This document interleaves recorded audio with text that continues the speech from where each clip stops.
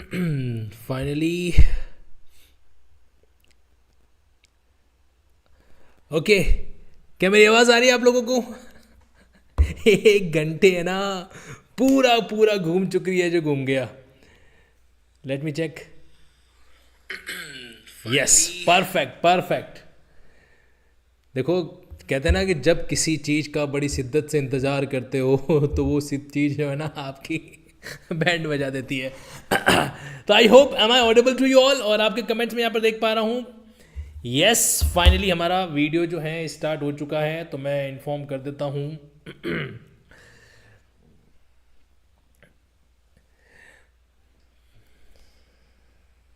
We are live now. हुरी बाबा, हिम्मत नहीं आनी चाहिए, है ना। इंसान को जो है हिम्मत नहीं आनी चाहिए, क्योंकि हालातों से टकरा कर जो है वो इंसान क्या बनता है, मजबूत है जो बन जाता है। ठीक है जी, तो ऑल सेट। क्या क्या हुआ वो आपको क्लास के एंड में बताऊंगा, पहले सीधा मुद्दे की बातें करते हैं। आई होप एवरीबडी, आप जब सब लोग एकदम परफेक्ट होंगे, निखिल जी हैं, सोमेश जी हैं, लवकुश जी हैं, कृष्णा जी हैं, तो आज हमारा वीडियो जो है, मैं दिल से माफ़ी चाहता हूँ, मैं एक्सट्रीमली सॉरी, मुझे नहीं पता था, मैं ऑनेस्टली कह रहा हूँ, वैसे मैं हूँ ईमानदार। 8:45 में मैंने पहला सेटअप चेक किया, सब बढ़िया से चल रहा था, उस समय वीडियो की आवाज़ भी आ रही थी, फिर ये गड़बड़ हो गया, इसलिए आप लोगों का 1 घंटा मैंने ख़राब कर दिया, मुझे माफ़ कर देना। ऑनेस्टली बहुत बुरा लग रहा है मुझे, लेकिन आप चिंता मत करो, अब जो वीडियो मैं आपके बीच में लेकर आया हूँ ना, वो आपकी पूरी पैसों की क्या कराने वाला, वसूली है जो कराने वाला, डोंट मिस इट। चलिए जी, अब बात करते हैं अपन यहाँ पे वीडियो की। तो पहले कुछ ज़रूरी बातें जिनको आपको थोड़ा समझना है, सुनना है। एक्चुअल में ये जो वीडियो में जो आपको बताने वाला हूँ ना, ये आपके सामने सिर्फ इंडियन पीनल कोड बीएनएस का ही नहीं, क्रिमिनल प्रोसीजर कोड बीएनएसएस के बारे में भी, और जो बेसिक सिद्धांत होते हैं उनके बारे में भी क्या करने वाला है, बातचीत है जो करने वाला है। ठीक है, तो फटाफट जो है आप क्या हो जाइए, इससे कनेक्ट हो जाइए। थोड़ा 1 मिनट हम बाकी कैंडिडेट्स को भी आ जाने देते हैं, क्योंकि इस वीडियो में एंड तक जो है हमें क्या करना है, अच्छे तरीके सारी चीज़ों को ऑब्जर्व है जो करना है, समझना है। ओके, आप तक तो मेरी आवाज़ अच्छे से आ रही है ना? All good, perfect. चलिए जी, so thank you sir. Top master पक्का भाभी जी ने रोक लिया होगा, सही बात है, इधर फोकस करो। हाँ चलो जी, अटेंशन के साथ में।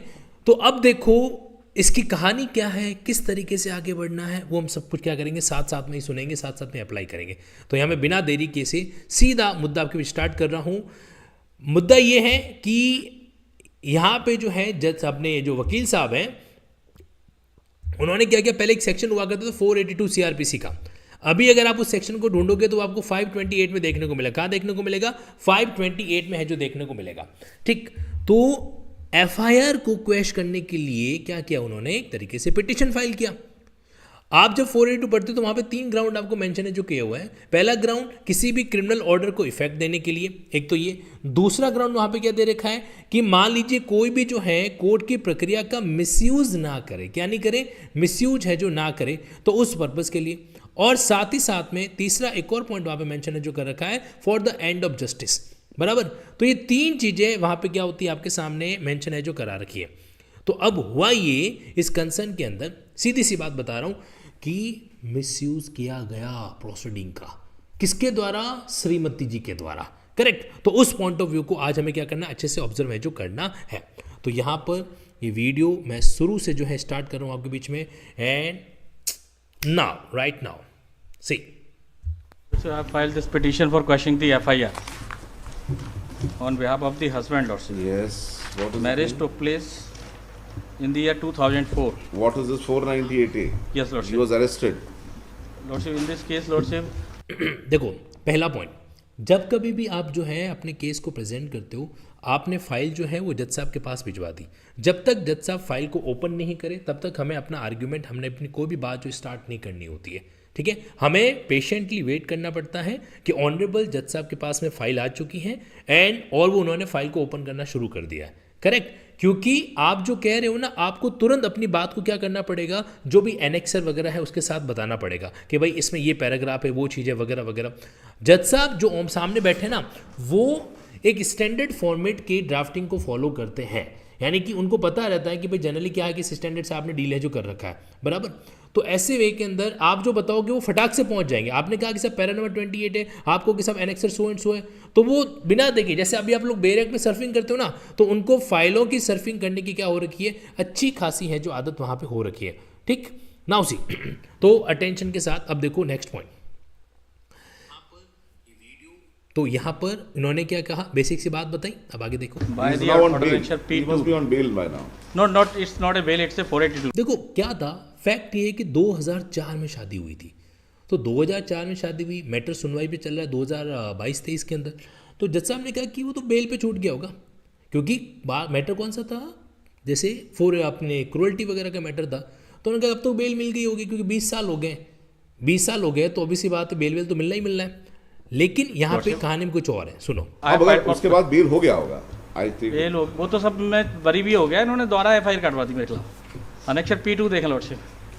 अब देखो समझना, आज जिस वीडियो को मैं आपके बीच में लाया हूँ उसमें थोड़े एडवोकेट साहब एग्रेशन में, एग्रेशन में क्यों है, क्योंकि कई बार कुछ मामले ऐसे होते हैं कि वकील साहब को पता रहता है कि यार ये केस तो मेरे फेवर का है, बिल्कुल ऐसा होता है, उन्हें पता रहता है कि इस मामले के अंदर तो है सीधा का सीधा जो लॉ का पॉइंट है वो मेरे फेवर में आ रहा है, तो फिर है ना वो अपना पूरा पावर और पूरी एनर्जी के साथ में बात करते हैं। ठीक, तो क्या हुआ कि 2004 में शादी, उसके बाद में कोई विवाह का शादी का कोई डिस्प्यूट हुआ, 498 वगैरह के तहत जो है कंप्लेन फाइल होगी, सॉरी एफआईआर वगैरह दर्ज होगी, पुलिस ने गिरफ्तार किया, जज साहब ने अनुमान लगाया कि अभी तो आपको बेल पे छोड़ दिया गया होगा, तो वो कह रहे साहब छोड़ा गया, मेरे को तो उस केस में एक्विटल भी मिल गया, कोर्ट ने क्या कर दिया, उनको दोष मुक्ति भी जो है वो कर दी। तो फिर क्या हुआ, फिर वो लोग वापस एफआईआर दर्ज कर देगी। Now the twist in the story, मतलब धर्मपत्नी जी ने गजब का धर्म निभाया है। एक एफआईआर में बंदा छूटा, जैसे ही पता चला अच्छा छूट गया, चलो दूसरी एफआईआर दर्ज करवाती हूँ, है ना, ऐसा कुछ मामला आपके सामने आ रहा है, तो let observe it further. P2 page 13, इसमें लॉर्ड से 23/12/2021 को मेरे खिलाफ 498 में मेरे ब्रदर और मदर के खिलाफ 498 की एफआईआर लॉन्च कराई थी 2017 में, और इसमें जजमेंट आया 23/12/2021 को। ये इसमें भी आप एक्यूज थे, मैं ही एक्यूज था, हस्बैंड हूँ मैं सब, पहले वाले में भी हाँ, तो हस्बैंड हूँ ना लॉर्डशिप। तो उसमें देखो आप नोटिस करना, आपको पता है एडवोकेट हमेशा क्लाइंट को रिप्रेजेंट करता है, तो अब देखो एडवोकेट साहब किस तरीके से बात कर रहे हैं कि मैं ही हस्बैंड हूँ साहब, मैं ही एक्यूज हूँ, मतलब आपको जज के सामने जब कभी भी कोई भी बात कहनी होती ना, तो हमेशा खुद को क्या करना होता है, खुद को जो है उस वे के अंदर एडवोकेट नहीं बल्कि क्लाइंट की जगह पे रख के बात करना होता है ना, मैं ही हस्बैंड हूँ, मैं ही एक्यूज हूँ। इन गेस्टर्स को आप समझने की कोशिश करना कि जब एक एडवोकेट जज के सामने बातचीत कर रहा होता है तो वो किस तरीके से खुद को प्रेजेंट है जो कर रहा होता है, ये जानना और समझना अपने आप में क्या रहता है, एक बहुत ही इंटरेस्टिंग पॉइंट है जो यहाँ पर रहता है। आप लोगों के कमेंट्स जो है, कमेंट्स में यहाँ पर ऑन कर देता हूँ ताकि यस आगे सुनते हैं। आप एक्विट हो गए, एक्विटल हो गया। ये ऑर्डर हुआ 23/12/2021 को। जैसे ही इनको पता चला 1 महीने बाद कि ये बरी हो गए, एक नई एफआईआर अगले थाने में जाकर काट दी 498 की। वो कैसे होगी, अनेक्चर P1 देखा लॉर्डशिप, अनेक्चर P1 की एफआईआर 13/2022 और उसमें क्या डेट ऑफ इंसिडेंट और ऑफेंसेस क्या बताया वही है सेम, और वो थाना बदल दिया केवल सब, ये शिवपुरी महिला पुलिस थाने में कटवा दी, और पहले वाले थाने की थी पिछोर जिला शिवपुरी की, और एलिगेशंस वही हैं, सेम एलिगेशन लॉर्डशिप, वही हस्बैंड वही। देखो अभी तक की कहानी को समझने की कोशिश करना, क्या हुआ कि कहीं न कहीं जो है यहाँ पे सेम एलिगेशन है, ठीक, सेम एलिगेशन, थाना बदल दिया, पहले वाली एफआईआर का मामला जैसे एक्विटल में गया दूसरे थाने पे गई और वहाँ पे क्या करते एफआईआर दर्ज कर दिया, सेम फैक्ट वगैरह। अब यहाँ पे आपके सामने कई सारे सिद्धांत आने वाले हैं, जैसे ही डबल जियो पार्टी का सिद्धांत आपके सामने आएगा कि यार एक ही मैटर में किसी व्यक्ति को एक बार आप क्या कर सकते हो, डीले जो कर सकते हो, बार बार थोड़े ना कर सकते हो, वो सिद्धांत भी देखने को मिलेगा, मैरिटल केस के कंसर्न को भी देखने को मिलेगा। लेकिन हमें तो क्या करना है, मेन ये बात को समझना है कि इस मुद्दे को लेकर प्रैक्टिकली जो है वो बहसबाजी कैसे होती है, क्योंकि हम अक्सर लोग दुनिया से सुनते हैं कि तुम थ्योरी पढ़ के आए हो, थ्योरी और प्रैक्टिस में रात दिन का अंतर है, सुनते हो कि नहीं सुनते हो, ताना ये। तो अब हमें ये ऑब्जर्व करना है कि वाकई में प्रैक्टिकल में इस चीज़ का अंतर क्या। थ्योरेटिकली आप सब लोग क्या जानते हो कि सेम कंटेंट को लेकर, सेम मैटर को लेकर जो है सेकंड प्रोसीडिंग है जो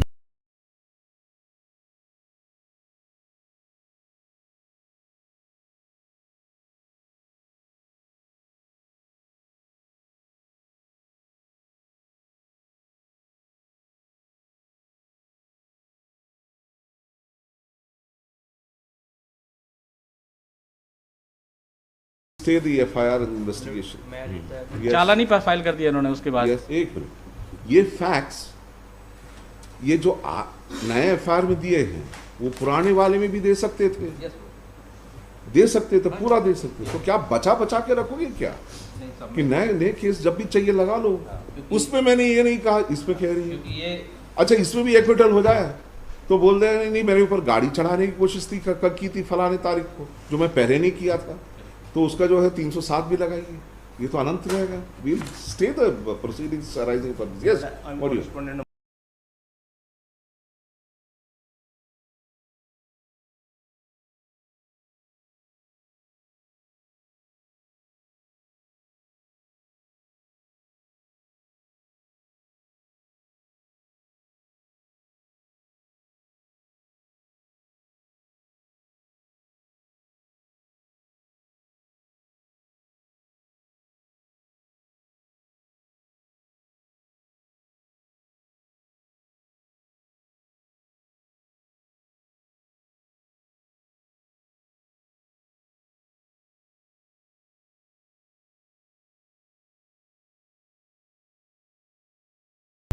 सॉरी सॉरी सॉरी सॉरी, मेरी आवाज़ आ रही है?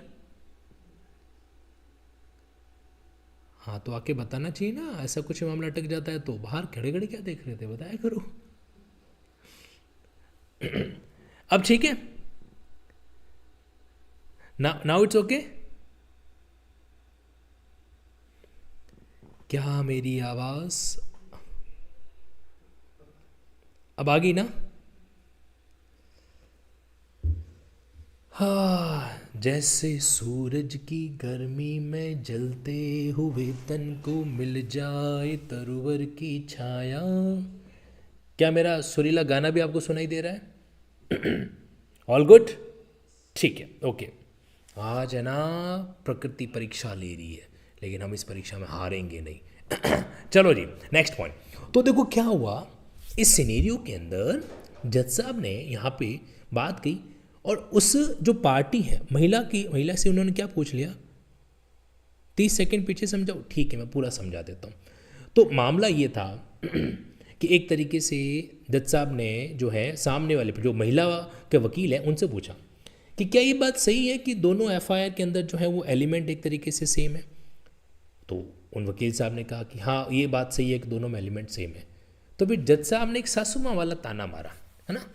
तो फिर क्या तुम बचा बचा के बैठे हो क्या कि एक FIR के अंदर एक पार्ट डालेंगे, दूसरे FIR के अंदर दूसरा वाला डालेंगे, हैं? फिर कल बोलोगे कि उन्होंने मेरे को जो है दूर से देखा और गाड़ी चलाने की कोशिश की, फिर तुम अटेम्प्ट टू मर्डर का और डाल दोगे। ऐसे थोड़ा ना होता, ये तो अनंत तक चला रह जाएगा।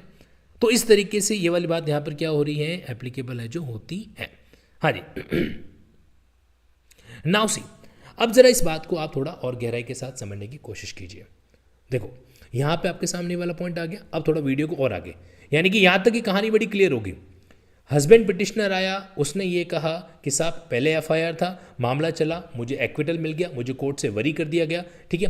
फिर 1 महीने बाद में वाइफ ने दूसरे थाने में, दूसरे पुलिस स्टेशन में दूसरी FIR दर्ज करवा दी और उस दूसरी वाले FIR को मैं क्वैश कराने के लिए आपके सामने CRPC 482 या BNSS 528 के तहत जो है पिटिशन फाइल करने आया हूँ, ठीक।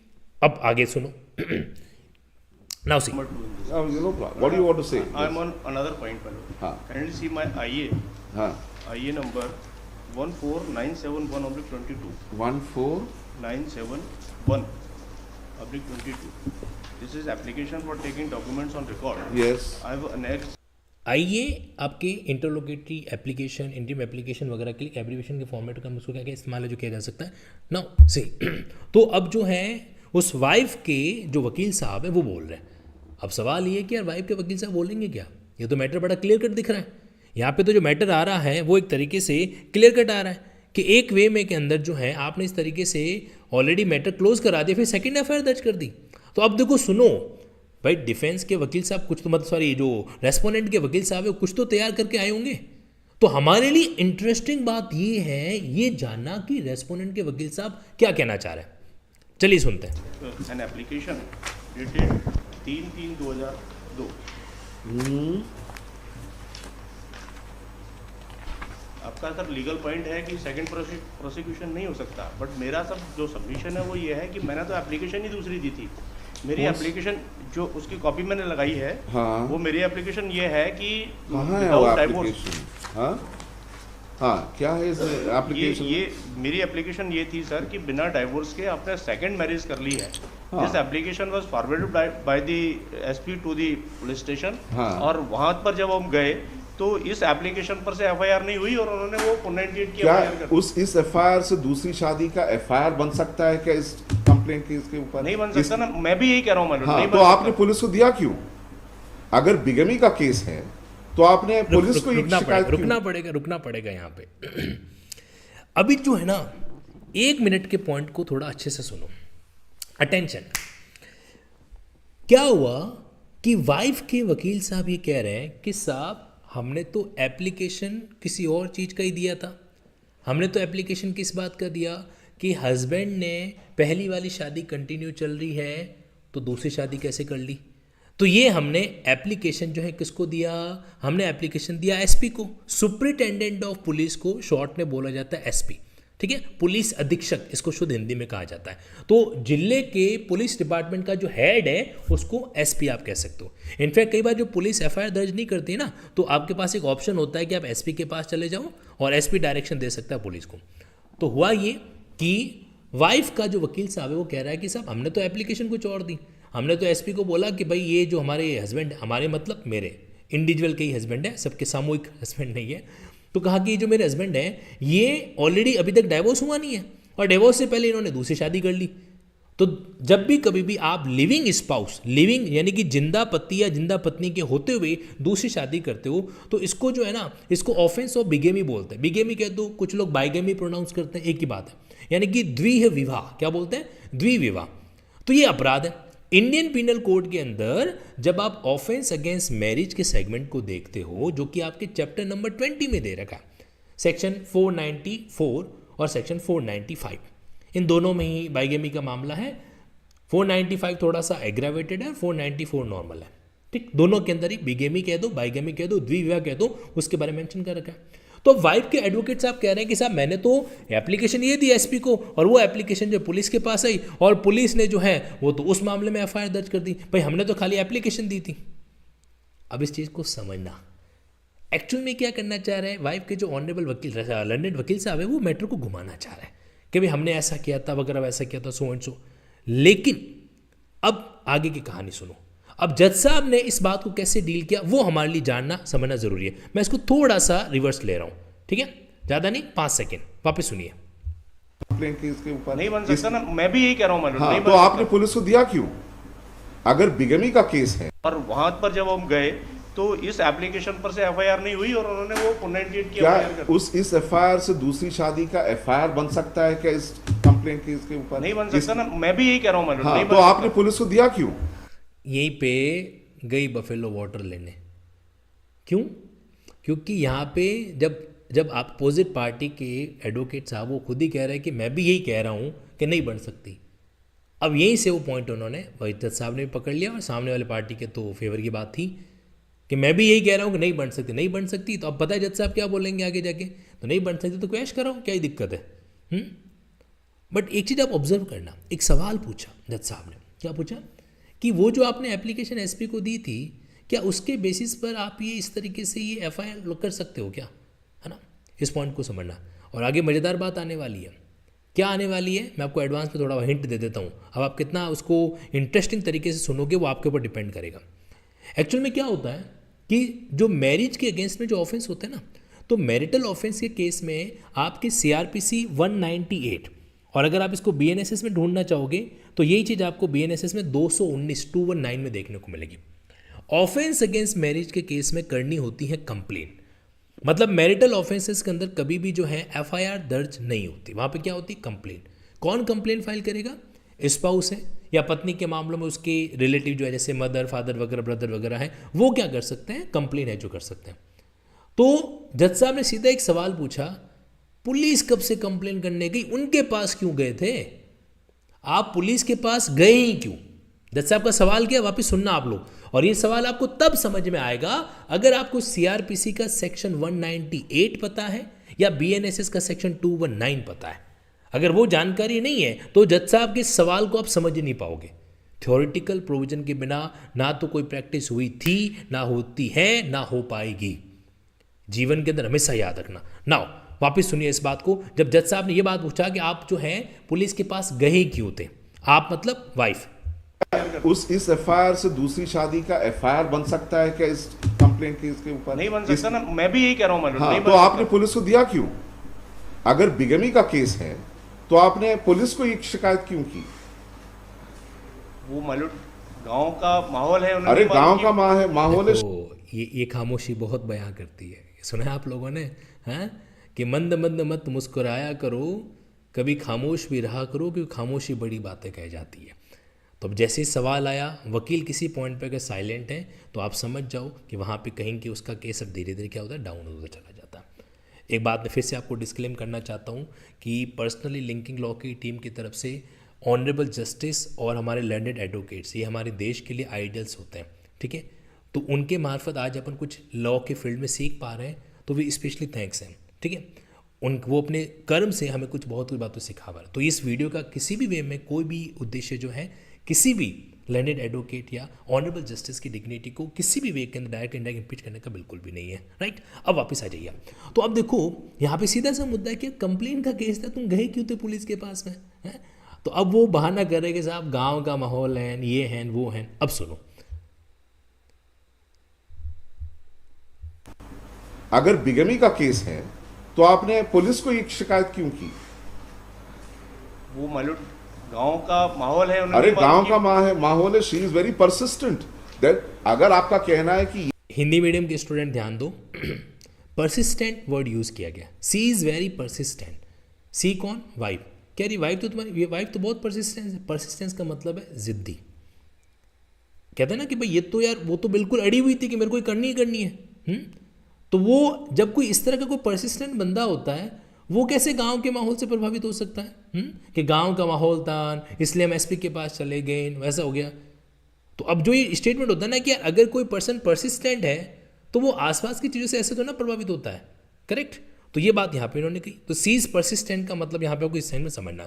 देखो कानून की प्रोसीडिंग के अंदर जो ये ऐसे शब्द इस्तेमाल होते हैं ना, जैसे इनफ्रक्चुअस होना, निष्फल हो जाना, या फिर परसिस्टेंट पर्सन है वगैरह, तो इन सब के एक सेंस निकलता है, ठीक है। याद रखना, आपको थोड़ा कमांड जो है ना कुछ टेक्निकल वर्ड्स पे बनाना पड़ेगा। जिंदगी भर जो है ना हिंदी मीडियम का हूँ, अंग्रेजी नहीं सीखूंगा, इंग्लिश मीडियम का हूँ, हिंदी नहीं सीखूंगा, नहीं चलेगा। Now see next point. ये एफआईआर आपके द्वारा नहीं लिखाया गया था। वो मालूम गांव का माहौल है, उन्होंने अरे मालूम गांव कि- का माहौल है। She is very persistent that अगर आपका कहना है कि ये एफआईआर आपके द्वारा नहीं लिखाया गया था, आपने ये कंप्लेंट पेश किया था, तो हम ये नया एफआईआर को आज ही क्वॉश कर देते हैं। ये बिगमी का जो केस है उसके लिए आप 200 में जो है कंप्लेंट केस लगाइए। मालूम वो 200 क्या होता है? Section 200 CrPC. इसके तहत आप क्या करते हो, मजिस्ट्रेट साहब के पास में कंप्लेंट लॉन्च करते हो, परिवाद है जो दर्ज कराते हो, परिवादी बनते हो। क्यों? क्योंकि सेक्शन 198 सीआरपीसी ने हमें ये बात की। तो अगर आप बीएनएसएस की भाषा में आपसे बात करूं मैं, तो जहां पे सेक्शन 219 का मैटर बनता है, वहां पर आप क्या करोगे, वहां पर आप सेक्शन 223, नए वाले कानून में कंप्लेंट कौन से सेक्शन में दर्ज कराते हैं? 223 में, ठीक है। तो आप 223 में क्या करो, जाके कंप्लेंट लॉन्च करते हैं, करेक्ट। बात सही गई कि नहीं कही? मुझे बताओ, जज साहब की बात आपको समझ में आई कि 200 का मतलब यहाँ पे क्या निकला, किस वे में निकला? से यस और no? Okay, now moving ahead, आगे बढ़ते हैं अपन। वो बात सही है मालूम, हाँ। क्योंकि मैं उसको खुद भी नहीं कर सकता हूँ, क्योंकि वो सेटल्ड लॉ है कि सेकंड प्रोसिक्यूशन नहीं हो सकता है। हाँ, तो लेकिन then quash it. ये it is up to the police. अच्छा, एक और चीज़ आपको पता है, कोर्ट प्रोसीडिंग में कई बार ऐसे ही वर्ड आता है कि ये तो सेटल्ड प्रिंसिपल ऑफ लॉ है, ये तो सेटल्ड लॉ है। इसका मतलब पता है क्या होता है? सेटल्ड लॉ का मतलब है कि इसमें किसी तरह का कोई डिस्प्यूट नहीं है, ये कानून जो है वो स्थापित हो चुका है और आप इसको चैलेंज नहीं कर सकते। तो ये भी सेटल्ड लॉ है कि एक ही मैटर को लेकर आप जो है 2 एफआईआर नहीं कर सकते, एक एफआईआर की प्रोसीडिंग खत्म होगी फिर आप वापस नहीं कर सकते। तो this is the settled law. तो कभी भी कोर्ट की प्रोसीडिंग में ऐसा है ना कि this is the settled principle of law, this is the settled law, तो इसका मतलब ये निर्विरोध है। कैसा है? इसमें किसी तरीके का कोई भी डाउट किंतु परंतु है जो नहीं है। ओके, कंप्लेंट केस लगाइए। वो बात सही है मैडम, हाँ। क्योंकि मैं उसको खुद भी नहीं कर सकता हूँ, क्योंकि वो सेटल्ड लॉ है कि सेकंड प्रोसिक्यूशन नहीं हो सकता है। हाँ, तो लेकिन then you quash it. ये it is up to the police my lord. वहां इट पर इज जब not up to the police, it's up to you. My lord this application listen वकील साहब, it is up to the police, ये तो police के ऊपर depend करता है। जज साहब, no no no no no no, not up to the police, it's up to the you. क्यों? मुझे बताओ, कभी जेन्युइन केस के, आप मुझे पता नहीं जो बात मैं कहने जा रहा हूं उससे शायद आप एग्री करोगे, कई बार जेन्युइन केस भी होते हैं तो भी पुलिस आसानी से एफआईआर दर्ज नहीं करती। यस और नो? कई बार जेन्युइन केस होते हैं उसमें पुलिस जो है आसानी से एफआईआर दर्ज नहीं करती। तो किसी मामले के अंदर जहाँ पे सीधी सादी कंप्लेंट बन रही है, मैरिटल मैटर है, वैवाहिक मैटर है, तो वहाँ पे पुलिस बोलेगी नाउ हमारे एफआईआर का रेवेन्यू टारगेट हमको पूरा करना है कि कम से कम इतनी एफआईआर तो होनी चाहिए, इसलिए हम जबरदस्ती एफआईआर दर्ज कर देंगे। ऐसा हो सकता है? Not at all possible, not at all permissible, not at all practically feasible. Got it? होता ही नहीं है, सीधा सा गणित है ना। अब इस पॉइंट को यहाँ पे वकील साहब की इस बात से जज साहब एग्री नहीं करेंगे। क्यों नहीं करेंगे? क्योंकि जज साहब ने ऐसे कई सारे केसेस देखे होंगे जहाँ पे मान लीजिए कोई भी जो है पुलिस जो है वो एफआईआर दर्ज नहीं कर रही है वगैरह वगैरह, इस तरह का आर्गुमेंट वहाँ पर आया होगा। समझना, एक ऐसा आर्गुमेंट जो आपके फेवर का नहीं है, आपने जज साहब के सामने रखा, अलाइन नहीं हुए, तो इसका इम्पैक्ट जो है वो आपके दूसरे आर्गुमेंट पर भी पड़ सकता है। इसलिए हमेशा कहा जाता है कि कोर्ट के सामने ना विद ड्यू ऑनेस्टी हमें क्या करना होता है, चीज़ों को रखना पड़ता है। और आप देखना, यहाँ पे लर्नेड एडवोकेट साहब ने इस बात को लेकर कोई आपत्ति नहीं दर्ज कराई। इन्होंने खुद कहा कि साहब मैं तो खुद मानता हूँ कि सेटल्ड लॉ प्रिंसिपल है कि एक चीज़ को लेकर दो प्रोसीडिंग नहीं चल सकती। क्योंकि अगर आप कहते हो कि नहीं साहब ऐसा हो सकता है, तो इसका मतलब आप तो अगेंस्ट वो लॉ बात कर रहे हो।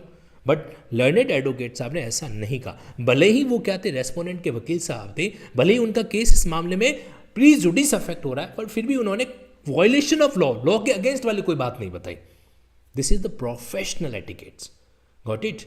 देखो, केस जीतना, केस समझना है ना, मेरी बात सुनना अच्छे से, अगर केस समझना है ना तो आर्ग्यूमेंट सुनो केस को लूज करने वाले लर्नेड एडवोकेट साहब के, कि वो किस तरीके से, क्योंकि जीती हुई बाजी को तो हर कोई जिता देता है, लेकिन हारी हुई बाजी के अंदर जो प्रयास कर रहा है वो ज़्यादा मायने रखता है। सिखाने का काम वो हमें ज़्यादा अच्छे से मिलता है। और वैसे आपको एक बात बताऊं, सीनियर कभी बार ऐसे भी चूज करने चाहिए जो केस जो है किसी कारण से कुछ मामलों में हार गए, क्योंकि उनको हारने का इल्म पता है कि क्यों ऐसा हुआ था। खैर चलिए, नाउ नेक्स्ट पॉइंट।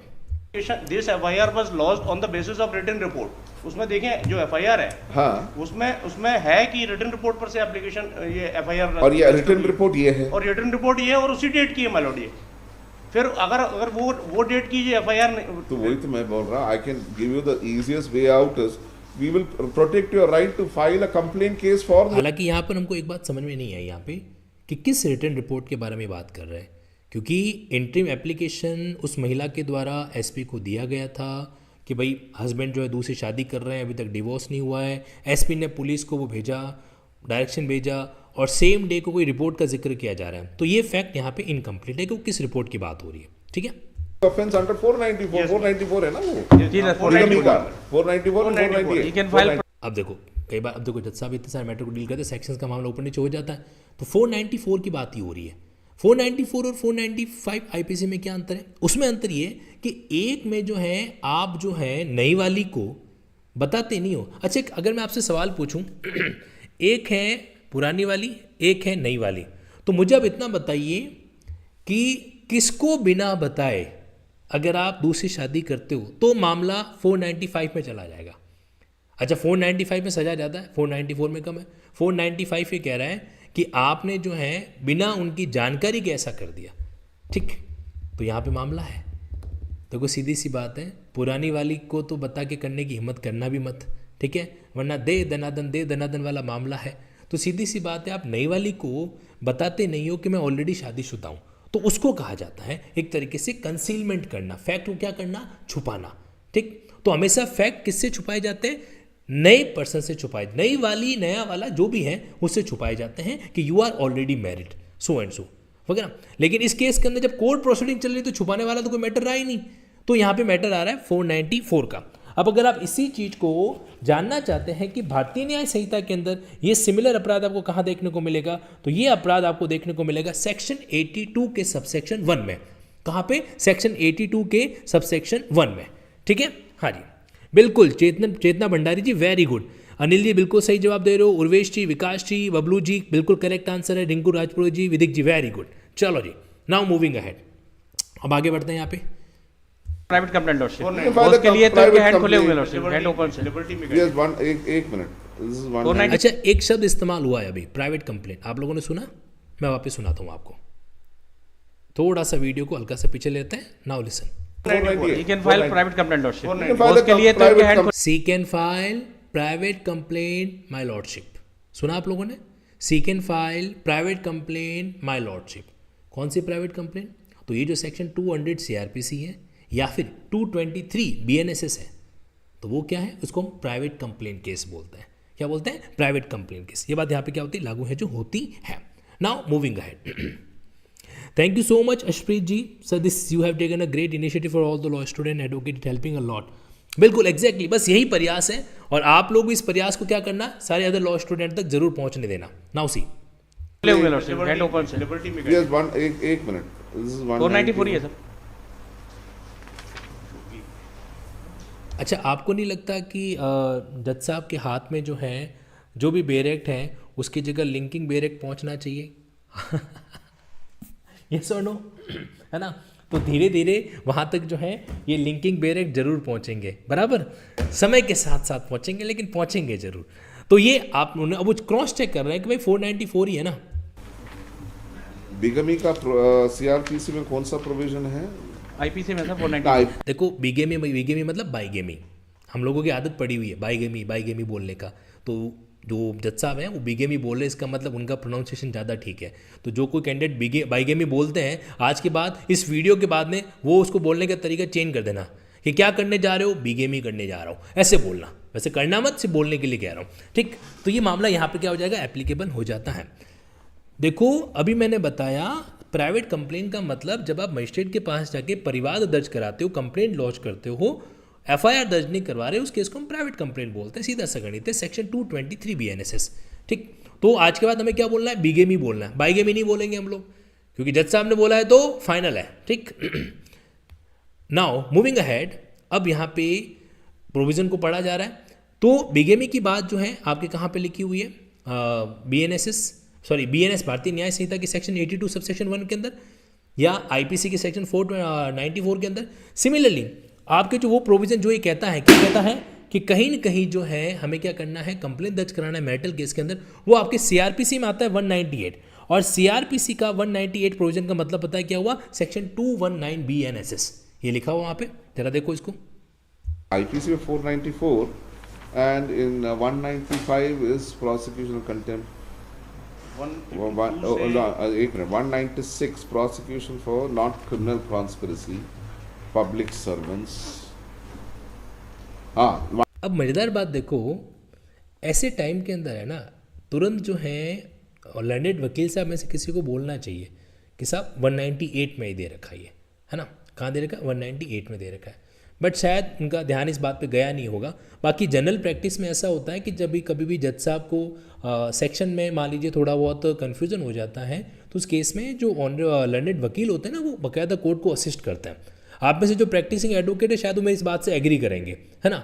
उन्होंने खुद ने कोर्ट के अंदर होते हुए देखा भी है, किया भी है कि जज साहब को क्या किया जाता है, असिस्ट किया जाता है थोड़ा सा रिकॉल करवाने में कि ये चीज़ वहाँ पर है जो मेंशन है, जो कर रखी है।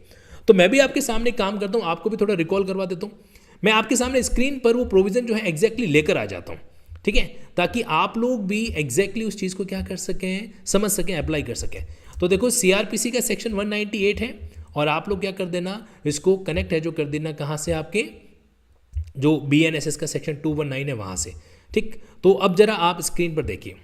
हाँ जी, ये देखो आपके सामने प्रोविज़न है, no court shall take cognizance of an offence punishable under chapter 10। Chapter 10 कौन सा आपके, मैरिटल ऑफेंस, मैरिज संबंधी offence, except upon a complain, क्या होनी चाहिए, कंप्लेन है जो होनी चाहिए, made by some person agreed by the offence, किसी ऐसे व्यक्ति के द्वारा जो वहाँ पर क्या हो रखा है, एग्रीड है जो हो रखा है। लेकिन अगर मान लो उसकी अगर एज 18 साल से कम है, या मान लीजिए कि वो मेंटली ठीक नहीं है, सिक है वगैरह है, तो उस केस में क्या हो सकता है कि unable to make a complaint, या फिर वो अगर एक महिला है तो फिर क्या हो सकता है, जो उसके बिहाफ पर कोई अदर पर्सन कोर्ट की परमिशन से क्या कर सकता है, कंप्लेंट है जो कर सकता है। अगर मान लीजिए हस्बैंड आर्म फोर्स में है तो सो एंड सो जो है कमांडिंग ऑफिसर की परमिशन के साथ में सर्टिफाई करेंगे, वो कोई अदर पर्सन भी कंप्लेंट फाइल कर सकता है। और साथ ही साथ में अगर मान लीजिए एग्रीड पर्सन यहाँ पे जो मेंशन है जो कर रखा है इज़ अ वाइफ, तो वाइफ के बिहाफ पर फादर हो गया, मदर हो गया, ब्रदर सिस्टर सन डॉटर वगैरह, ये क्या कर सकते हैं, कंप्लेंट है जो फाइल कर सकते हैं। ठीक है, तो ये बेसिक सी बात आपके आती है सेक्शन 198 CRPC या 219 BNSS। अब वापस आ जाओ, अब इस मुद्दे को आप थोड़ा अच्छे से और ऑब्जर्व करो। ठीक, नाउ सी, तो ये प्रोविजन जो है जज साहब ओपन कोर्ट में पढ़ रहे हैं। 198 CRPC. No court shall take cognizance of an offence punishable under Chapter 20 of the Penal Code, except upon a complaint made by some person aggrieved by the offence. Where such person is under the where the person aggrieved is of an offence punishable under Section 494 or 495 of the Indian Penal Code, is the wife complaint may be made on behalf of her by her father, mother, brother, sister. या तो wife खुद कर सकती है, या इन लोगों जो है 198(1)(c) में जितने भी लोगों का है उनमें से कोई भी का कंप्लेंट केस लगा सकता है। तो अब क्या हुआ, वही पढ़ा जो हम लोगों ने पढ़ा अभी सेक्शन 198।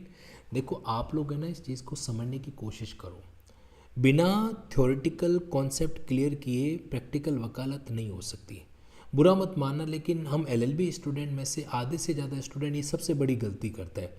मतलब LLB पूरी हो गई, LLB कैसे हुई आप सब लोग जानते हो, एकेडमिक कोर्स पूरा होता है, कुछ नहीं हो पाता और कूद पड़ता है वकालत में। फिर वकालत नहीं चल पाती क्योंकि कॉन्सेप्चुअल क्लैरिटी वहाँ पे होता नहीं है और वहाँ पे मात खा जाते हैं, और फिर किस्मत को दोष देते हैं या वकालत को दोष देते हैं, क्या वकालत से पैसे नहीं कमा सकते, ये नहीं कर सकते। पहले खुद का आकलन भी कर लो, खुद में कितना कॉन्सेप्चुअल क्लैरिटी है, ट्राई टू अंडरस्टैंड। देखो सीनियर एडवोकेट साहब है, उनका तो थोड़ा बहुत कम ज़्यादा कुछ होगा चल जाएगा, लेकिन जूनियर एडवोकेट के केस में तो नियम ज़्यादा स्ट्रिक्ट हो जाते हैं कि भैया कहीं की उसकी केस में थ्योरेटिकल नॉलेज स्ट्रांग होना चाहिए। अगर वो नॉलेज स्ट्रांग नहीं है तो मात खा जाएंगे अपन, बराबर। अब आपको डबल जियोपार्डी नहीं पता है, कर रहे हो वकालत वहाँ पे, तो फिर क्या होता है, फिर वहाँ पे आपका ये डैमेज हो सकता है, क्या रेपुटेशन डैमेज हो सकता है, फिर केस डैमेज हो सकता है। We need to understanding. देखो आगे बढ़ना है ना तो दुनिया को कोसना बंद करो। सुनना मेरी बात, आप लोगों से कहना चाह रहा हूँ यहाँ पे कि अगर आगे हमें जीवन में बढ़ना है ना तो हमें दुनिया को कोसने के बजाय क्या करना चाहिए, खुद के ऊपर वर्कआउट है जो करना चाहिए, वो बहुत ज़रूरी एस्पेक्ट है जो होता है। और इसी चीज़ को देखते हुए आप लोगों के बीच में 12 जनवरी से अपने जन्मदिन पर एक नया इनिशिएटिव लेने जा रहा हूँ एडवोकेसी गाइडेंस प्रोग्राम के थ्रू। 3 महीनों के सेगमेंट के अंदर आप लोगों को एग्जैक्टली कई सारी ऐसी बातें, लीगल पर्सनैलिटी, आपका कम्युनिकेशन, आपका क्लाइंट का मैनेजमेंट, आपके कलीग के साथ बातचीत करने का तरीका, आपके सामने कोर्ट में आपकी अपीयरेंस का जो मैनेजमेंट कैसा होना चाहिए, साइबर लॉ के केस में आप कैसे प्रैक्टिस कर सकते हो, तो कोर्ट के अलावा और कौन कौन से प्रैक्टिकल सेगमेंट को आप डील जो कर सकते हो, और कहीं न कहीं जो है आप अपने रिकॉर्ड का मैनेजमेंट कैसे करते हो, सीनियर को किसको चूज करना चाहिए, किसके साथ सीनियर के साथ काम करना चाहिए वगैरह वगैरह, ऐसी कई सारी बातें जो आपका प्रैक्टिकल इल्यूजन है। और सबसे बड़ा जो आपका मिसकंसेप्शन है कि थ्योरी के बिना प्रैक्टिकल चला लेंगे, वो बिल्कुल गलत है, उसको मैं साबित करने वाला हूँ। राइट, तो मज़ा आएगा। अगर आप वाकई में इस क्रेक में प्रैक्टिकल चीज़ों को सीखना चाहते हैं then most welcome. Linking app पर जो है आपके बीच में ये सेगमेंट में क्या करने वाला हूँ, स्टार्ट करने वाला हूँ 12 जनवरी से। ठीक है, इसका डिटेल मैंने आपको नीचे डिस्क्रिप्शन के अंदर भी दे रखा है, अगर आप चाहे तो वहाँ से कनेक्ट कर सकते हैं। नाउ सी, अब आप आगे आइए। तो यहाँ पर जो है इन्होंने क्या कहा, जज साहब ने इस बात को मनाया। आगे देखिए, डिलीवरी हुई थी, उसका बर्थ सर्टिफिकेट भी मैंने फाइल किया, उसमें मदर फादर का नाम भी सेम है जिस पे See, the mother father's name may be the same. They may be in a live-in relationship, which may not prove marriage. It is for you to prove marriage at the time of the trial. That is all. एक चीज़ और समझना, जब किसी matter को सुना जा रहा, present वाला मैटर क्या है, 482 में FIR को क्वेश करना। ऑनरेबल जज साहब कभी भी जो ना मैटर को डाइल्यूट नहीं होने देते। अब जैसे इन्होंने स्टेटमेंट कहा कि साहब हमने बच्चे की डिलीवरी का जो है बर्थ सर्टिफिकेट पेश किया, वहाँ पर भी जो है हस्बैंड वाइफ का नाम लिखा हुआ है वगैरह वगैरह। तो अब ये बिगेमी हुई है कि नहीं हुई है, ये तो कंप्लेंट केस की जो ट्रायल होगी उसमें डिसाइड किया जाएगा। अभी जो मैटर है वो कौन सा है कि साहब सब्सिक्वेंट यानी कि सेकंड FIR को क्वेश किया जाए कि नहीं किया जाए। तो इसीलिए जैसे ही लर्नेड एडवोकेट साहब ने ये पॉइंट बोला कि भाई बर्थ सर्टिफिकेट में दोनों का नाम है, तो जज साहब ने बोला यार वो तो तुम लोग डिसाइड करा ना ट्रायल के दौरान में, क्योंकि वो इस पर्टिकुलर पॉइंट ऑफ व्यू के लिए क्या है, एक तरीके से इररिलेवेंट है। राइट, चलिए नाउ मूविंग अहेड। इसमें लिखिए The present petition has been filed by the petitioner. अब देखो, अब आपके सामने ऑर्डर राइटिंग हो रहा है। मैं आप लोगों को एक बात और बताना चाहता हूँ, इनफैक्ट मैं अप्रिशिएट करना चाहता हूँ। कल आपको पता है हम लोगों ने इसी वीडियो को डील किया था। इस तरह के कई सारे वीडियो जो हैं ऑलरेडी आपके लिंकिंग लॉ के चैनल पे चल रहे हैं, और आपने अगर नहीं देखा है तो आपको देखना चाहिए। मैं आपको बताना चाहता हूँ यहाँ पे कि सिमिलर वीडियो हमने कल मैंने एक टास्क दिया था। मैंने कहा था कि सिमिलर केस के अंदर जो है बेल ड्राफ्टिंग करवाई गई थी ऑनरेबल जज साहब के द्वारा, याद है आपको? और उसमें मैंने आपसे कहा था कि अगर आप वाकई में सीरियस हो ना, कानून को सीखना चाहते हो, तो आप क्या करना, इसके ड्राफ्टिंग वाला जो पार्ट है ना, उसको आप क्या करना, कमेंट बॉक्स में मेंशन करवाना, ठीक है? टोटल कितने आए? 25 कमेंट आ रखे हैं। 25 कमेंट में से एक तो हैट्स ऑफ, स्पेशली मैं धन्यवाद देता हूं विधि शर्मा जी को। देख पा रहे हो, इस कैंडिडेट ने जो बेल ऑर्डर ड्राफ्ट कराया गया था ऑनरेबल जज साहब के द्वारा, उसको पूरा उन्होंने ड्राफ्ट किया। ये देखिए आप, और इससे पता है कितने सारे स्टूडेंट को बेनिफिट मिलेगा, जिसको ये समझ में नहीं आ रहा है जज साहब क्या बोल रहे हैं। पूरा का पूरा ड्राफ्ट किया, पूरा का पूरा टाइप किया। स्पेशल क्लैपिंग होनी चाहिए विधि शर्मा जी के लिए।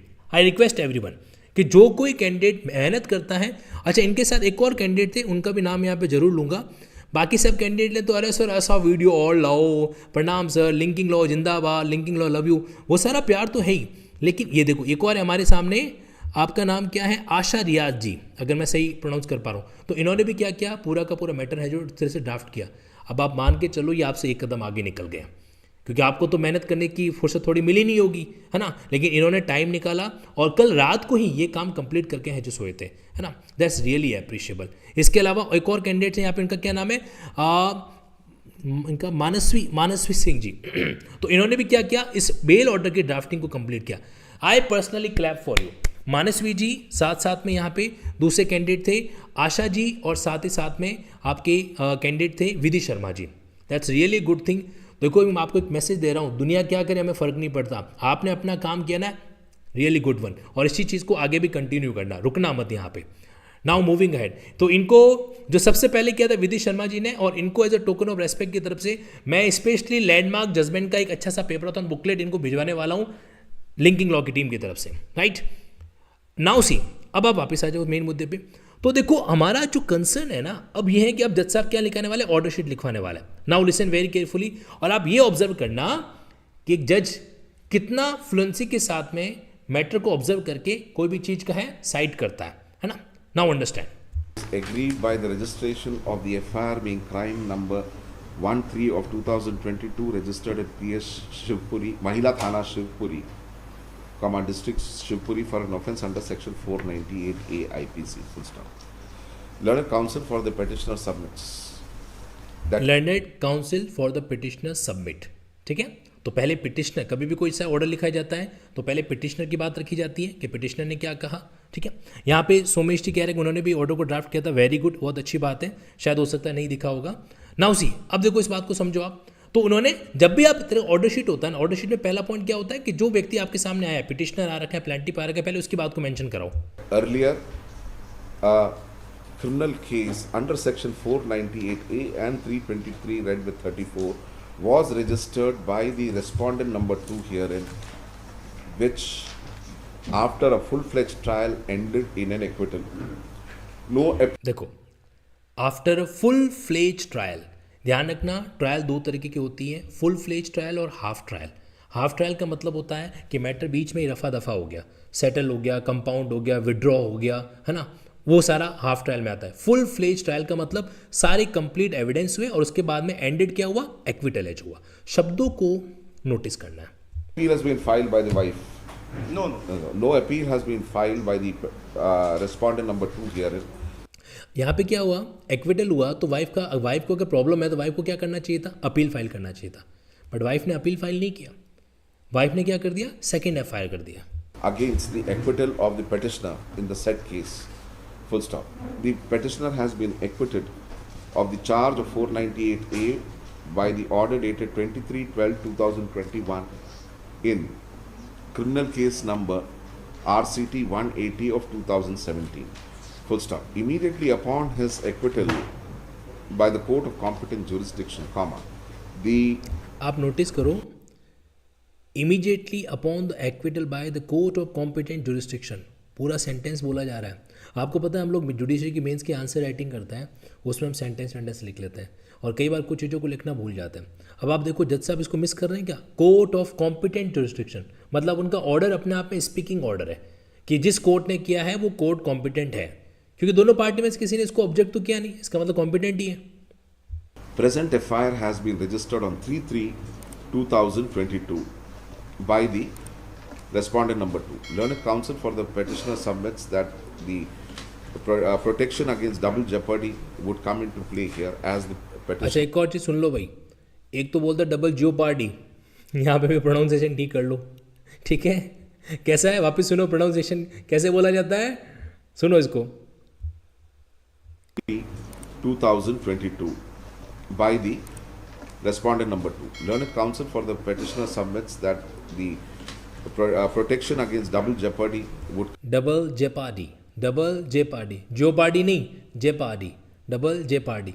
देखो थोड़ा कई बार है ना ऐसा लगना चाहिए कहीं बार बार, कल पता नहीं कि तुम्हें मौका मिला इंग्लैंड जाने का और वहाँ पे तुम एकदम देसी तरीके से अंग्रेजी का असेंट कर रहे हो, तो सीखना चाहिए, जब मौका मिले तो सीख लेना चाहिए। come into play here as the petitioner was already tried by a court of competent jurisdiction on this for the same offence and acquitted. Full stop. Per contra, learned counsel for the state and the respondent number 2 have stated that there has been an error in the registration of the said FIR, as the same is based upon the complaint given by the respondent number 2 to the police on 3/3/2002. Full stop. मतलब second वाली party को कह रही है ना कि सब error हो गई इस तरीके से, क्योंकि कई बार पता है ऐसे मामलों में मामला सेटिस्फाइड होने के साथ कई बार कोर्ट कॉस्ट भी लगा देता है, ऐसे भी कंसर्न कई बार देखे जाते हैं कि आप अनावश्यक रूप से किसी प्रोसीडिंग को आगे लेके जा रहे हो तो वहाँ पर वो भी होता है। ये भी है ना, एडवोकेट को ध्यान रखना पड़ता है कि आर्ग्यूमेंट इतना भी सिली नहीं होना चाहिए कोर्ट का टाइम खराब हो जाए। According to the learned counsel for the respondent number 2, in the said complaint, there were no allegations of an offence under section 498A, but there was an allegation of bigamy by the petitioner herein for having married a second time and having and अच्छा एक बात बताओ, ये बात आपको कितनी genuine लग रही है कि जो कंप्लेंट पुलिस को फाइल की गई थी एसपी साहब के थ्रू, उसमें कहीं पर भी 498 का जिक्र नहीं था, ठीक है? 498 का जिक्र नहीं था, 494 की बात थी और पुलिस ने 498 का FIR दर्ज करा दिया। अब आपको क्या लग रहा है कि हम लोग अपने स्तर पे इस बात को समझ पा रहे हैं कि जब पुलिस को एप्लीकेशन दी उसमें तुमने लिखा ही नहीं और पुलिस ने अपने मन मर्जी से 498A को FIR रजिस्टर कर दिया होगा? नहीं। अब ये बात जज साहब भी समझ गए, लेकिन कई बार है ना परिपक्वता, मैच्योरिटी और प्रोफेशनलिज्म अपने आप में ही कहता है कि अब समझ गए तो समझ गए, अब एडवोकेट को इस बात के लिए ज़्यादा क्या कहते हैं ऊपर नीचे करने की आवश्यकता नहीं है। तो सीधा पॉइंट टू द पॉइंट के अंदर जो है इन्होंने क्या कर दिया, 10 मिनट के अंदर, कितना 10 मिनट के अंदर इस मैटर को कंक्लूड कर दिया। for begetting a child therefrom during the sustenance of the marriage with the respondent number 2. Full stop. Full stop. Under the circumstances, the learned counsel for the respondent number 2 itself says, and fairly so, that the complaint that was given on 3/3/2002 and the FIR that was registered by the police are contradictory to each other. Full stop. He has further stated that he does not want अब देखो इतने fact तो अपन को भी याद नहीं रह रहे कि भाई रेस्पोंडेंट ने खुद ने कहा था कि जो मैंने लेटर दिया था वो, और जो FIR दर्ज हुई वो तो कुछ अलग ही दर्ज कर दी गई, वो तो पुलिस ने अप टू द पुलिस के ऊपर डिपेंड करता था। तो इन्होंने कितना मतलब सारी बातों को याद रख पा रहे हैं, आप नोटिस कर पा रहे हो? इनका इमीडिएट रिकॉलिंग फैक्ट जो है वो ऑनरेबल जस्टिस साहब का कितना अच्छा होता है ना? मतलब जो फैक्ट हैं वो लगभग सारे फैक्ट उनके ऑर्डर में कवर हो जाते हैं। आप नोटिस करना कि हमने कल भी लास्ट वाला जो वीडियो देखा था उसके अंदर इस बात को ऑब्जर्व किया जब बेल ऑर्डर की ड्राफ्टिंग देखा था, और आज का ऑर्डर के भी देख लो आप कि जो FIR क्वेश्चन जो ऑर्डर हो रहा है उसके अंदर हर एक फैक्ट को आप जो है याद करके बाकायदा लिखवाते जा रहे हैं। दैट्स अ गुड थिंग, और वो ईश्वर से प्रार्थना करो कि ऐसा सौभाग्य हमें भी मिले, आप सभी को भी मिले। Petitioner herein to be prosecuted under 498A because he has already been tried and acquitted for the same. Full stop. However, he wants the right of the respondent number 2 to be protected to prosecute the petitioner for an offence under section 494 IPC, which being a non-cognizable offence, can only be sustained before the court of the learned JMFC upon a complaint. JMFC का मतलब क्या होता है? जिन लोगों को नहीं पता है बता देता हूँ, जुडिशियल मजिस्ट्रेट फर्स्ट क्लास, इसको क्या कहा जाता है? JMFC। ठीक है। एक होता है JMSC, judicial magistrate second class. तो बिगेमी का मामला नॉन कॉग्निजेबल होता है ना, तो JMFC के सामने ट्रायल है जो किया जाता है, ये बात आपको ध्यान रखनी है। तो कभी भी एब्रिविएशन आ जाए JMFC तो कंफ्यूज मत होना, judicial magistrate first class. case by the persons mentioned in section 191C of the CRPC. Full stop. Under the circumstances in view 198(1) बोलना था यहाँ पे, शायद हो सकता है हम लोगों ने इसको सुन नहीं पाया, शायद 198(1) की बात हो रही है। of what has been argued here and above, how much this petition is allowed, the further proceedings. ये बड़ा इंटरेस्टिंग है, ये आपको समझना पड़ेगा। सॉरी मैं मतलब सॉरी तो क्या, मैं रिकॉर्डेड वीडियो ही देख रहा हूँ एक बार फिर भी समझो आप क्या होता है। इधर बढ़िया मस्त वाला पॉइंट आ रहा है, ऐसा पॉइंट आएगा तुरंत जो है ना पॉकेट में हाथ डालोगे, 500 के 3 नोट निकालोगे, फ़ोन पे कर दोगे। Listen very carefully. Petition present किया गया, पिटिशन प्रेजेंट होने के बाद अगर पिटिशन अलाउ हो जाता है ना तो इसका मतलब पिटिशनर के फेवर में डिसीजन है। पिटिशन अलाउड मतलब पिटिशनर के फेवर में, पिटिशन डिसमिस इसका मतलब रेस्पोनेंट के फेवर में। ओके, ये टर्मिनोलॉजी जरूर दिमाग में रखना। पिटिशन अलाउ की मतलब हमने आपकी बात को स्वीकार कर दिया, मतलब हम आपको रिलीफ देने के लिए तैयार है। Got it. Petition allow in the favour of petition, order हो गया। Petition dismiss in the favour of respondent, order हो गया, है ना। तो ये इतना टर्मिनोलॉजी को हमें जनरली आपको देखने को मिलती है। bearing number 13 of 2022, registered at PS Mahila Thana, Shivpuri on 3/3/2022. आप में से एक कैंडिडेट ने सवाल पूछा, भरत जी कह रहे हैं कि सर क्या जज साहब जजमेंट टाइप करवा रहे हैं क्या? हाँ, जजमेंट नहीं कहेंगे इसको, सेट असाइडल ऑर्डर कहते हैं। तो बिल्कुल यस, तो जजमेंट साहब जो है वो ऑर्डर को टाइप करवा रहे हैं। Is quashed and all proceedings arising therefrom also stand quashed. Full stop. However, the right of the respondent number 2 to prosecute to prefer a complaint case under section 200 is protected. Full stop. With the above, this petition is finally disposed. Application date है वो 3/3/2022 22 का 3/3/2022। आज वो judgement में order में ऐसा आया है कि मैंने अपोज किया, मैंने उसका अपोज नहीं किया। बहुत धीरे बोल जो रहे मेरी हैं। डायरी में एप्लीकेशन मूव हुई है, वो जो हमने FIR लॉन्च की है वही हुई है, लगी हुई है 3/3 की। कौन सा? ये जो आपका कहना कि साहब जो एप्लीकेशन आपने दी थी वो ना लिख के लिख ली, लेकिन मेरी डायरी के अकॉर्डिंग जो है, That is only his contention against the but police. उसमें थोड़ा सा ये आ गया कि स्टेट काउंसिल एंड रेस्पोंडेंट, तो मेरा मेरा कंटेंशन वो नहीं है, मेरा तो जो डायरी में है। अच्छा, वो दे इसमें that doesn't really matter, इस पर डाल दीजिए।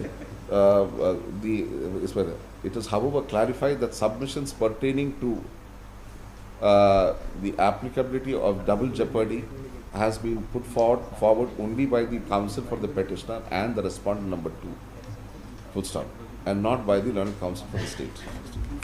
अच्छा, इसमें क्या थे कि लर्नेड काउंसिल ऑफ स्टेट भी थे, इन्वॉल्व हो रखे थे, क्योंकि FIR का मामला आ गया ना। तो अब लर्नेड काउंसिल ऑफ स्टेट कह रहे साहब हमारा कोई लेना देना नहीं है, तो लास्ट के लाइन में जाते जाते लर्नेड काउंसिल ऑफ स्टेट के ब्याह पर इसको उन्होंने सेट असाइड कर दिया, ताकि कोई इसका एडवर्स इफेक्ट है जो नहीं पड़े किसी भी वे के अंदर। तो बाकी तो जो है कंप्लेनेंट 1 और रेस्पोनेंट नंबर 2 के बारे में बातचीत है जो चल रही है। रेस्पोनेंट नंबर 1 कौन था? रेस्पोनेंट नंबर 1 था स्टेट, क्योंकि FIR जब भी दर्ज होती है तो सबसे पहले सामने केस किसका बनता है? सामने आपके स्टेट का मामला बनता है, तो वो रेस्पोनेंट नंबर 1 के रूप में यहाँ पर एड ऑन है जो हुए थे। तो ये जो प्रोसीडिंग थी आप लोगों को समझ में आई? सही यस और नो, है ना। आप जरूरत पड़े तो इस प्रोसीडिंग को एक बार और सुनिएगा, और अब मुझे पूरा विश्वास है कि नेक्स्ट टाइम जब आप इसको अच्छे तरीके से समझेंगे ना, तो कहीं ना कहीं ये बात आपके लिए बहुत ही अच्छे तरीके से रिलेवेंट है जो हो जाएगी। करेक्ट। अच्छा, मुझे पता है रात के 11 बजे हैं, इसीलिए आज जूम सेशन का प्लानिंग था। तो जूम सेशन रखना चाहिए कि नहीं रखना चाहिए, मुझे यस या नो में बता दो। आप कहोगे तो कल रखना तो कल भी रख देंगे, ठीक है। सर्दी का टाइम है, रात के 11 बजे आप लोग बैठे बैठे जो है ना कंबल ओढ़ के जो क्लास अटेंड कर रहे होंगे, तो जूम सेशन आज रखें या कल रखें, टुडे या टुमारो? मतलब फ्रैंकली बता दो, जैसा आप चाहो वैसा अपन प्लान है जो कर लेंगे, टुडे और टुमारो। कमेंट बॉक्स में आंसर दे दो, मैं देख लेता हूँ यहाँ पर कौन कौन से कैंडिडेट का क्या क्या कहना है। यहाँ पे कौन कौन तैयार है? अयान जी तैयार है, यहाँ पे प्रीति जी तैयार है, प्रिया जी तैयार है, ओके। मोहसिन जी रेडी है, हाँ। मुस्कान जी कह रहे हैं कल प्लान करते हैं। प्रमिल जी यहाँ पे रेडी है, ओके। रखना चाहिए, मोहसिन जी यहाँ पे कह रहे हैं कल रख लेना सर, ठीक है। उर्वेश जी कह रहे कल रख लीजिए सर। सर बहुत नींद आ रही है तो सो जाइए। जितेंद्र जी कह रहे यस यस यस, आज भी कल भी, अच्छा ये ठीक है, आज भी रख लो कल भी रख लो, ठीक है। लिंक कहाँ आएगा सर जूम का? टुडे टुडे टुडे, ठीक है। तो एक काम कर लेते हैं, मेरी बात सुनो, सिर्फ 15 मिनट का, ओके, प्रॉमिस है 15 मिनट से ज़्यादा नहीं, 15 मिनट का रख लेते हैं। और मैं इसका लिंक जो है ना आपको टेलीग्राम ग्रुप में, देखो ध्यान रखना ये अपना टेलीग्राम ग्रुप है, कौन सा वाला, तो आपको जब भी कोई कनेक्शन पॉइंट कनेक्ट करना होता है ना तो आप क्या करो, इस टेलीग्राम ग्रुप से जो है कनेक्ट हो जाया करो।